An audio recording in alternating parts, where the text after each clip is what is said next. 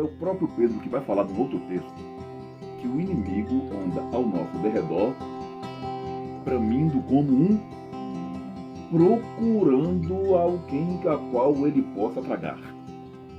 Acompanha o raciocínio comigo. Quando o pecado está batendo a porta, a gente foge dele ou corre para cima dele?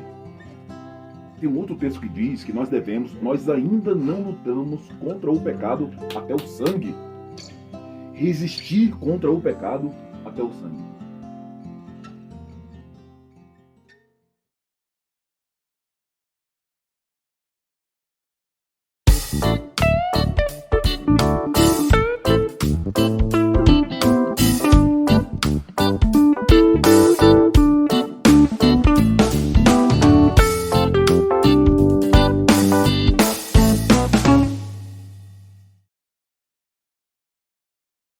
Hoje eu ia falar chocado, mas é uma coisa que não nos pega de surpresa. Uma informação de que nós temos hoje na nossa nação, no nosso país, 33 milhões de pessoas vivendo em condições de prover a sua própria existência. Fome. E aí a gente para pensar na dimensão territorial do nosso país, na capacidade que o nosso país tem de produzir. Nós somos a nação que mais produz determinados grãos no mundo. Só não entendo ainda o porquê do café, mas a gente vai tolerando isso daí, né? E como é que nós podemos produzir tanto, exportamos tanto e deixamos o nosso povo, que muitas das vezes trabalha nessas produções, padecer e passar as necessidades das quais estão passando? Eu estava conversando com um amigo hoje e a ideia da solução desse problema chega a ser alarmante, porque a gente sempre quer dinheiro, dinheiro, dinheiro para poder resolver. E Deus sempre procura um homem para poder resolver esses problemas. O problema é que esse homem nunca é nós. Na multiplicação dos pães, nós estávamos falando de 5 mil pessoas. É muito pouco. Muito pouco. O problema é que quem tem esse pouco não tem coragem de colocar diante de Jesus. Foi apenas um menino necessário para poder resolver aquele problema. Trazendo aquela situação para os dias de hoje, nós queremos comer peixe, mas nós não temos coragem de pegar um peixe e entregar para Jesus para que ele multiplique por nós todos. A oração do Pai Nosso, quando vai falar sobre a questão do alimento, da provisão, ele diz assim: o pão nosso. Parece que no nosso consciente diz assim: o pão meu. Então a Jaqueline está orando pelo pão e ela nunca deve orar por esse pão dela. O pão tem que ser nosso, porque se a Jaqueline tem, eu tenho. Se a Dalvânia tem, eu tenho. Mas na nossa mentalidade não. Eu oro, se Deus me dá, é meu. Então a necessidade de Deus está sempre pautada em um homem, na dinâmica de um coração, de uma só pessoa, no que diz respeito a isso. E é nesse ponto, nesse contexto da ceia, que também entra Davi. Lá em Atos capítulo 13, Deus fala assim: achei Davi. Repete comigo. Achei Davi. Essa frase tão curta, tão pequena, revela uma incansável busca e procura de Deus por algo. Deus está dizendo que no meio de seus filhos, quando ele precisa de alguém para poder resolver, fazer algo que ele quer na face da terra, ele não pode simplesmente acionar um dos filhos.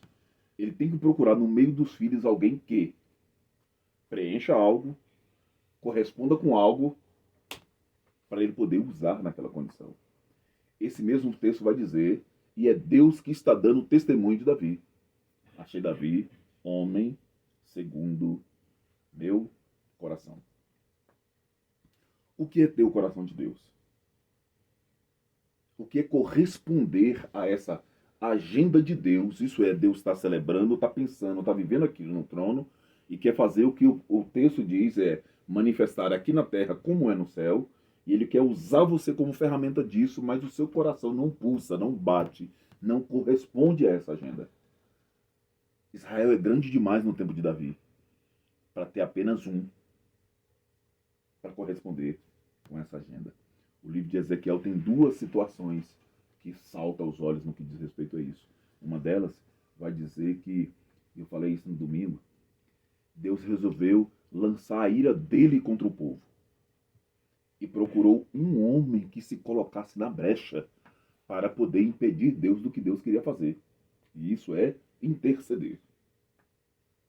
E não tinha um. No Salmo 89 vai falar dessa mesma situação e o texto diz que Davi, ele diz assim, achei Davi, meu servo. Nós verdadeiramente servimos a Deus? Nós servimos a nossas vontades, os nossos egoísmos, nossos sonhos. Nós estamos em Deus que nós acreditamos que Ele tem um poder para realizar aquilo que nós queremos. E não para cumprir a vontade dEle, o desejo dEle, o desígnio dEle na nossa vida. Nós verdadeiramente não queremos que seja feito aqui na terra como tem sido feito nos céus. Porque isso pode fazer com que a gente seja obrigado, forçado, com muito amor, a cumprir o que o Edson acabou de ler em Mateus capítulo 5. Ó Senhor, muito obrigado por essa dor e sofrimento, porque verdadeiramente a partir de hoje eu estou vivendo a Tua palavra. Ou então a gente levantar amanhã cedo e falar, Senhor, cumpra na minha vida a Tua palavra. Principalmente aquela parte que diz assim, no mundo tereis aflição. Aí a gente faz até o sinal da cruz escondido, né? Me livra disso. Nós não queremos servir. Nós queremos servir a nós mesmos. Nós queremos servir as nossas vontades, os nossos desejos, o nosso prazer. Davi não se enquadra nisso. Davi foi escolhido porque ele era servo de Deus e não servo dos seus próprios desejos. Era servo de Deus e não servo dos seus próprios vícios. Servo de Deus e não servo da sua própria vontade. E aí, aqui em 1 Samuel capítulo 13, não precisa abrir, que eu vou ler o texto, não precisa abrir aí. Está escrito assim. Então disse Samuel a Saul, procedesse neciamente, não guardaste o mandamento que o Senhor teu Deus te ordenou, porque agora o Senhor teria confirmado o teu reino sobre Israel para sempre. Porém agora não substituirá o teu reino. Já tem buscado o Senhor para si um homem, segundo o teu coração, e já lhe tem ordenado o Senhor, que seja capitão sobre o seu povo, porquanto não guardaste o que o Senhor te ordenou.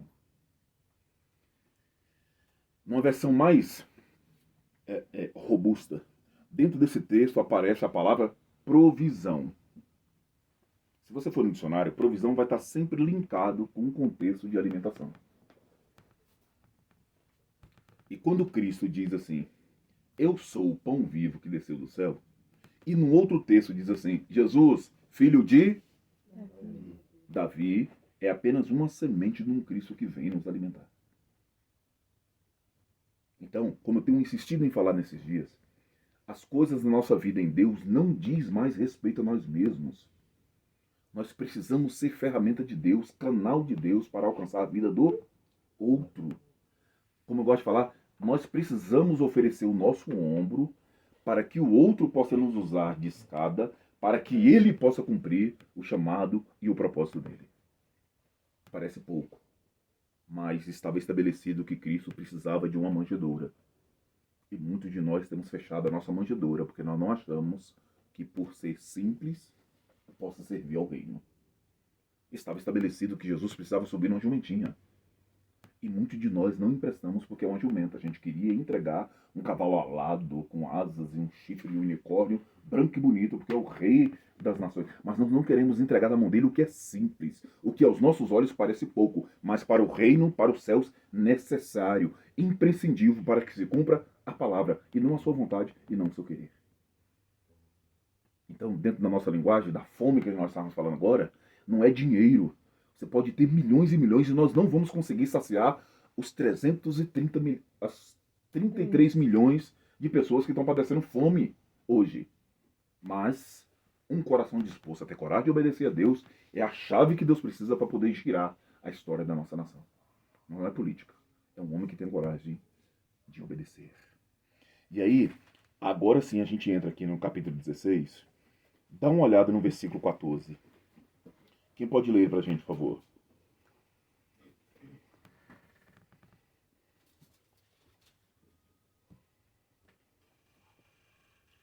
Primeiro Samuel 16, versículo 14.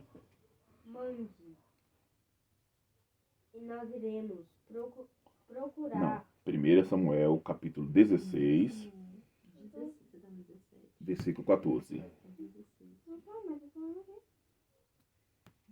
Porém, o Espírito do Senhor retirou-se de Saul, e um espírito maligno da parte do Senhor atormentou. Pronto. Então preste bem atenção. O primeiro ensinamento que nós precisamos tirar disso daqui é: nem todas as coisas ruins, ou melhor, as coisas ruins que nós achamos que estão acontecendo na nossa vida, diz respeito ao diabo. O texto está dizendo que tinha um espírito maligno. De onde? Da parte do Senhor, que fazia o quê? Atormentava a Saul. Parece estranho ter que lidar com isso, mas tem determinadas coisas que na nossa vida são desagradáveis, são ruins, que nada mais é do que Deus caçando um jeito de nos colocar em um caminho, em um lugar de correção para que o nome dele possa ser honrado, glorificado e enaltecido cada vez mais. E aí o versículo 18 começa dizendo assim: então respondeu um dos moços e disse: eis que tenho visto a um filho de Jessé, o Belemita. Quantos filhos Jessé tinha? Quem lembra? 8 filhos. E aquele homem está observando a casa de Jessé, e no meio daqueles 8 filhos, apenas um, isso é, apenas o 8º tem as qualificações que ele vai listar daqui para frente. E muitos de nós, como filhos, só seremos reconhecidos no meio das pessoas que nos observam a partir do momento que encontrar as qualidades ou as qualificações de Deus em nós. Existe uma frase que eu entendo ela meio que maligna. Primeiro que ela é antibíblica. A gente tem mania de falar assim, que Deus não escolhe os capacitados, mas capacita os escolhidos. E o Novo Testamento diz que Deus deu talentos a cada um, segundo a sua capacidade. Então Deus não é louco de entregar tesouros na mão daquele que não sabe. Ele pode ter medo, pode fazer um monte de coisa, mas se ele recebeu de Deus algo, o algo que ele recebeu de Deus, em Deus, ele tem uma habilitação em Deus para poder lidar com aquilo. E a gente fica escondendo nossos ministérios para poder fazer as coisas do nosso jeito, não entrar dentro do padrão de Deus, com base nessa ferramenta equivocada. E nisso, nós não colocamos na vida do outro que nos observa aquilo que é qualidade de Deus em cada um de nós. E aí o texto, a primeira qualidade que ele vai falar de Jessé, de Davi, é que ele sabe tocar. Mas o texto vai dizer que Saul tinha um espírito maligno. E saber tocar era uma tarefa que Saul tinha pedido para si, para poder acalmar a realidade daquele espírito que o atormentava. E esse espírito só acalmava na vida de Saul a partir do momento que Davi tocava. Não podia ser qualquer um que tocasse. Porque tocar, todos nós tocamos, todos nós cantamos, todos nós ministramos, todos nós louvamos, todos nós entregamos oferta. Mas qual é o impacto do que nós fazemos para Deus dentro do mundo espiritual? Quando Satanás olha a vida de Genival, o que Satanás fala? Eita, caramba, lá vem um Genival de novo. Já vai colocar o joelho no chão outra vez. Vou ter que arrumar uma outra estratégia para poder, de algum modo, alcançar aquela casa, porque o Genival está orando de novo. Ou, Genival orando, coitadinho.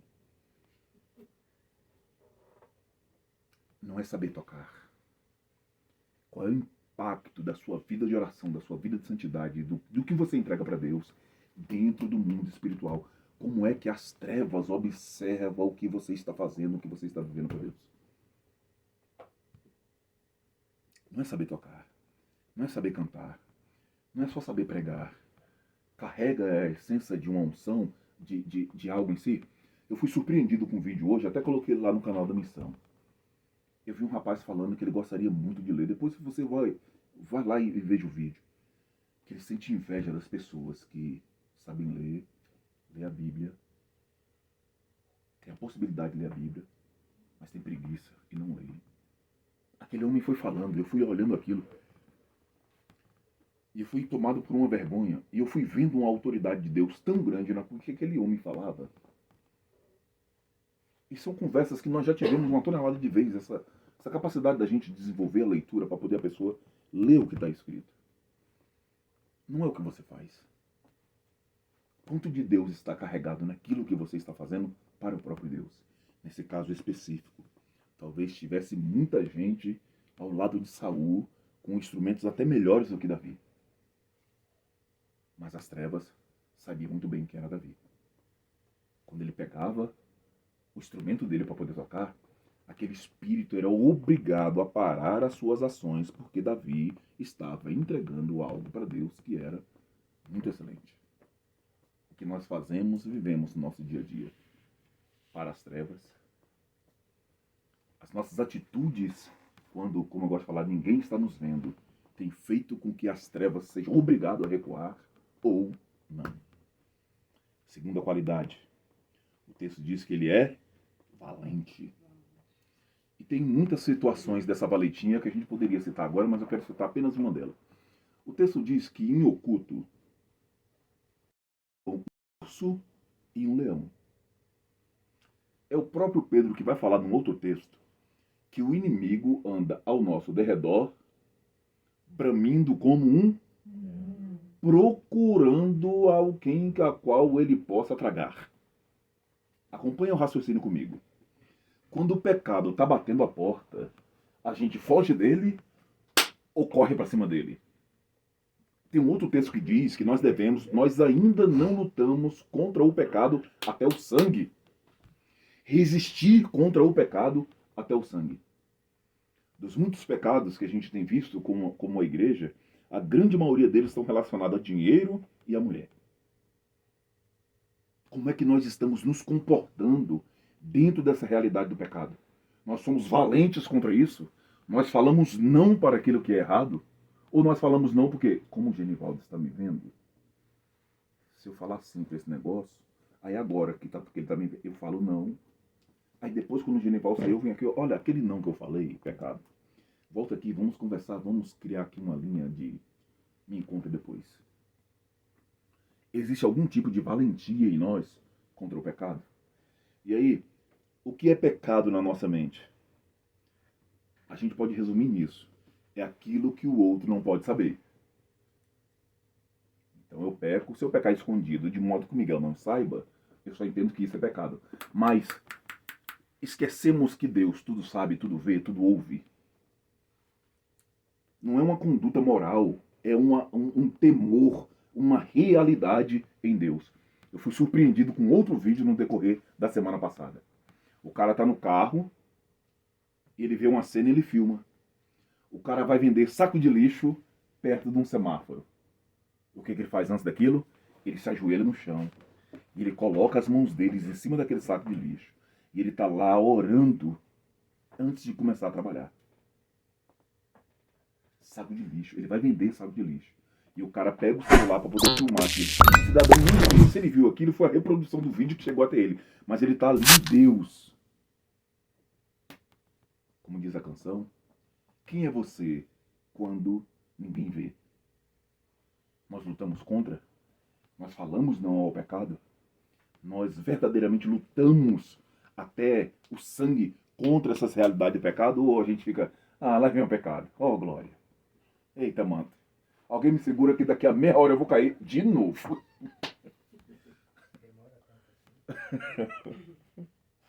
Outro ponto.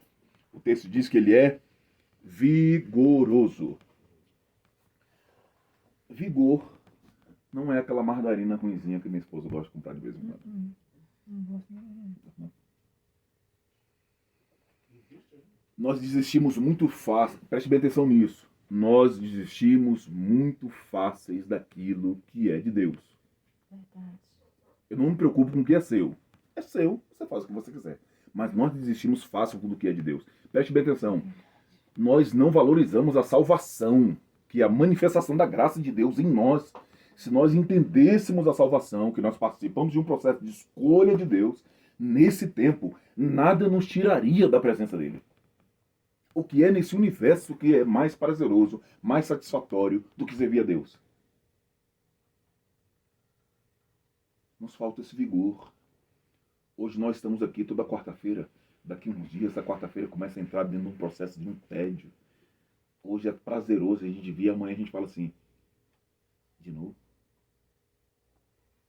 Hoje a gente tem um ânimo dentro da gente e vamos ler Bíblia, vamos orar, vamos fazer uma campanha disso, daquilo outro. Quando é amanhã, acabou. É efêmero. É igual o fogo que está subindo lá da Fercal. Se assusta. Aquele negocinho daqui meia hora acabou. Não tem mais nada, não tem mais o que queimar. Nós necessitamos lidar com isso. O outro ponto diz que ele é um homem de guerra.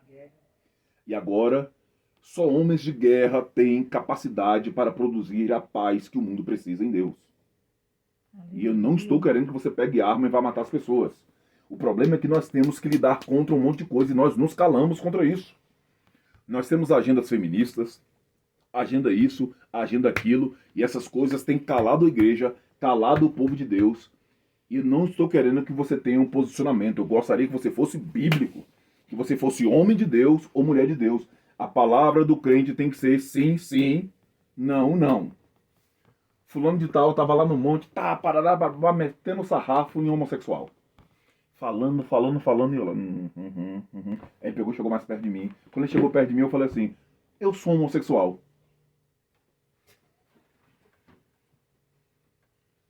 Quando o profeta viu o tamanho do nego, declarando que ele era homossexual, ele começou a dar um monte de volta e um monte de floreio. Cria vergonha na tua cara, sem vergonha. Você não tem opinião não, rapaz? É isso aí que dá você caminhar em cima de questões que a Bíblia não diz. Porque toda hora você vai ser obrigado a recuar de alguma coisa ou andar para frente em outra. Falei isso só para ver a sua cara. O que, rapaz?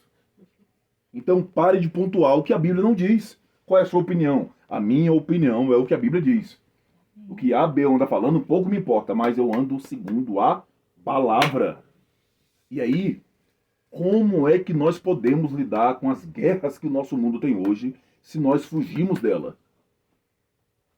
Nós não lidamos com a palavra, nós não queremos aprender a palavra, nós não temos respeito, nós não temos amor, nós não temos temor, nós não queremos buscar, nós fugimos da palavra, nós deveríamos ir para cima dela. Nós continuamos a ser Adão e Eva na viração do dia, quando Deus vem procurar, a gente atrás de uma moita para poder se esconder. Nós não queremos relacionamento com a palavra. Gosto de falar que esse livro, quando a gente abre ele, ele nos lê. Sabe por que nós temos dificuldade com a palavra? Porque ela expõe o nosso pecado, a nossa malvadez, a nossa perversão, a nossa avarência. Nós somos abertos diante desse livro tão poderoso que é a palavra de Deus. E aqui nós há uma capacidade de se esconder. Como é que nós vamos lidar com guerras sem arma? Como é que nós vamos abrir a nossa boca para proferir? Vai ter que proferir a opinião dos nossos pecados, vai ter que proferir a opinião dos nossos sentimentos. Nós vamos ter que subir no púlpito para poder pregar as nossas derrotas, porque nós não temos palavra, porque nós não queremos viver a palavra. Davi é um homem de guerra. Olhe os Salmos.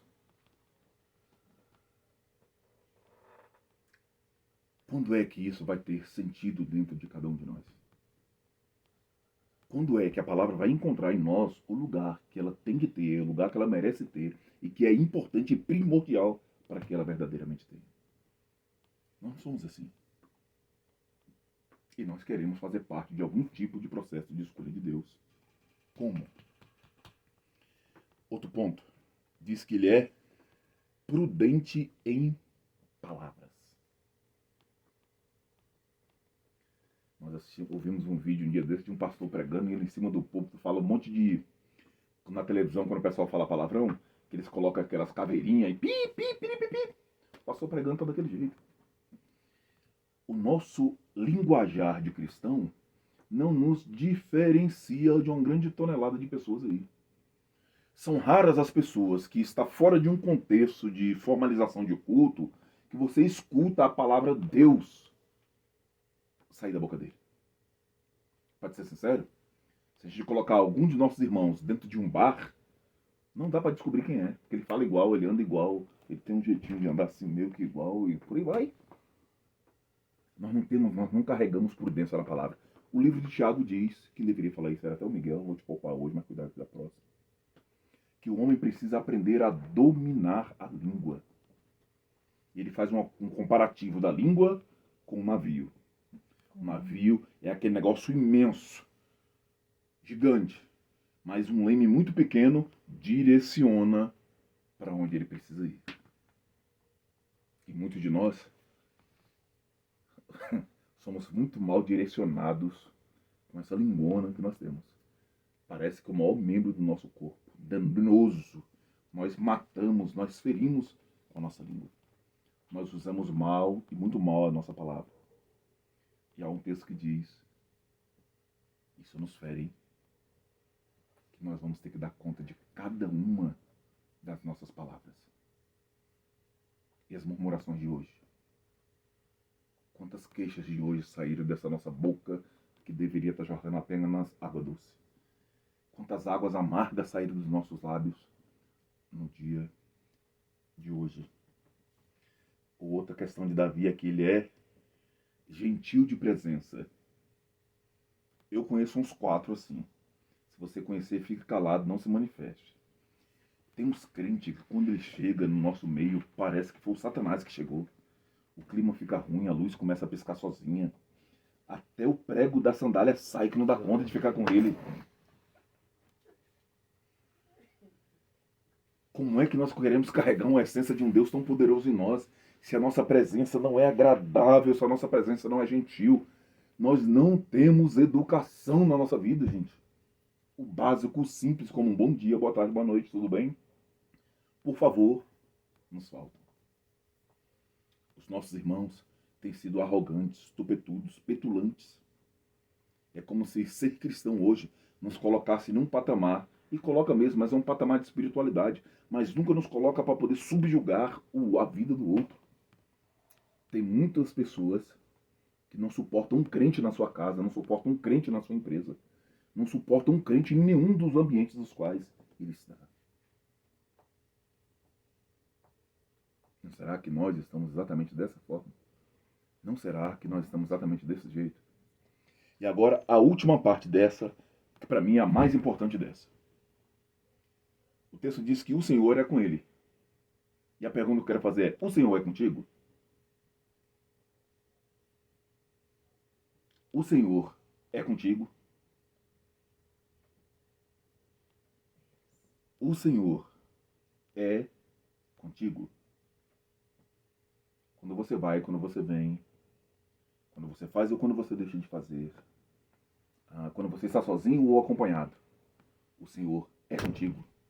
Isso aqui é de vital importância, porque nós acabamos de ler um texto da qual o Senhor retirou o espírito dele da vida de Saul. O Senhor não era mais com ele.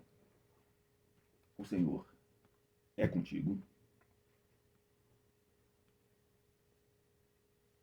Há espaço na sua vida, há espaço na sua jornada para que o Senhor seja contigo. Qualificações extraordinárias da vida de Davi, né?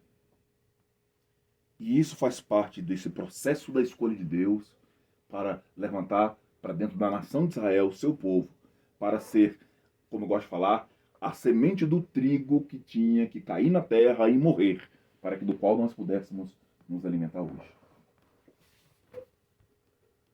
Como nós estamos dentro dessa lista? Agora, pasmem com o que eu vou falar agora. Esse Davi, esse homem da escolha, escreveu um salmo que diz assim: elevo os meus olhos para os montes. De onde me virá o meu socorro? O meu socorro vem do Senhor, que fez os céus e a terra. Davi sempre foi um homem que tinha um olhar para o lugar mais alto, que era o lugar onde Deus estava. A terra. Porque mesmo Davi, com essas qualificações tão extraordinárias, um dia ele estava num lugar alto. E ele resolveu olhar para um lugar mais baixo. No lugar mais baixo, tinha uma moça chamada Betseba tomando um banho. E ali Davi deixou de elevar os seus olhos para os montes, de onde virá o socorro. Pergunto: com essas qualificações de Davi, essa catástrofe ainda chegou à vida de Davi, e nós que dessas 7 situações talvez não preenchamos nenhuma delas, como estamos? Talvez, para cairmos, nem precisamos chegar no palácio. Nem precisamos estar no lugar alto. O Senhor pode dar testemunho de nós que o nosso coração é igual dele. Será que Deus abre a boca nos céus e conversa com nós e fala assim: tá vendo aquele negão lá? É segundo o coração. Será que Deus olha para mim e fala assim: olha, Deus é perfeito, igual ele falou com Jó? Vou mandar uma prova para ele para arrebentar, que eu vou mostrar para esse povo o que é um crente de verdade. Pode ir preparando a telha aí para poder raspar as costas dele, que o negócio vai pegar daqui a pouco. Será que ele pode olhar para mim e ver isso? Será que de tudo que nós lemos agora há pouco de Davi, o Senhor pode encontrar em cada um de nós alguma coisa? Será que Deus é conosco? Com tudo isso, Davi, como eu disse agora, foi uma semente para a vida do Messias. Pão vivo que desceu do céu, como ele mesmo disse: aquele que não come da minha carne e bebe do meu sangue não tem parte comigo. Eu quero terminar nisso. Você está sendo semente para que tipo de fruto no futuro? O que poderão falar da cristã de Jaqueline daqui a uns anos? O que poderá ser testemunhado de Genival daqui a uns anos? O que poderá ser dito do Edson daqui a uns anos? De mim tá fácil. Como Paulo disse, dos pecadores tá aí um cara bom de fazer isso, sou eu. O que é? Que tipo de semente nós somos para poder construir em Deus um legado para as gerações que virão? O que pode ser tirado de você hoje? O que pode ser entregue a partir de você hoje para Deus? Para que Ele possa resolver apenas dentro da nossa nação tudo isso que nós enxergamos como grandes problemas dos quais nós temos aqui.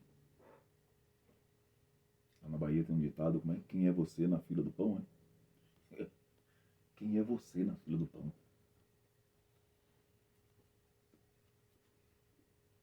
É com essa reflexão que nós vamos para a ceia hoje. É com esse pensamento que nós vamos para a ceia hoje. Não é para você fugir. Muito pelo contrário. É para você ter coragem em Deus e falar: Senhor, foi exposto quem eu sou aqui. Como eu disse, agora eu fui lido agora pela tua escritura nisso daqui. Me encontre aqui, Senhor, com esse mastigar desse pão. Me encontre aqui com um bebê desse suco de uva. Redime essas áreas em mim aqui. Porque não dá para eu continuar caminhando em ti. Exatamente desse jeito que estou me apresentando em ti. Amém? Pai, nós queremos te louvar, te agradecer, bendizer o teu santo nome. Muito obrigado por essa palavra. Nós te pedimos, Pai, que essa palavra venha se tornar cada vez mais verdade dentro de cada um de nós. Que tu venha nos tratar, nos curar, nos moldar em conformidade com a tua vontade, com o teu querer e com a tua justiça. E como já foi orado aqui, eu te peço e te imploro mais uma vez, venha cobrar de nós, segundo, Pai, o derramar da tua palavra na vida de cada um de nós, para que o teu nome venha a ser honrado mais e mais. Desperta, Pai, em cada um de nós o temor, que a tua palavra encontre, Pai, esse lugar na divisão da nossa alma e espírito, que ela possa germinar a partir de lá para a glória do teu santo nome. É em Cristo, nosso Senhor, que oramos e agradecemos. Amém. Amém.